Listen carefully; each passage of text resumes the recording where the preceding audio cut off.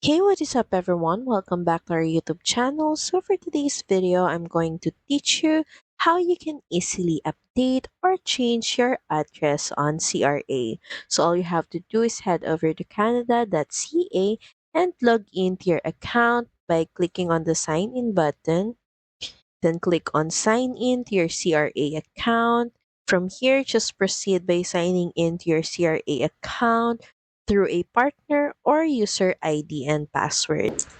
Just enter your user ID and password, then click on sign in. Once you're signed in to your account in the left panel, just click on profile.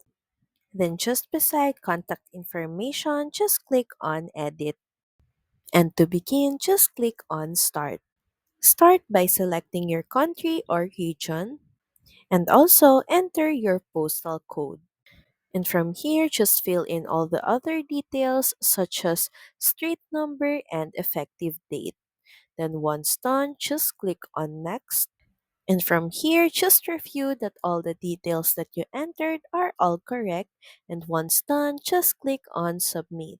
So that's pretty much it. Thank you very much for watching this video. I hope that you find this video helpful.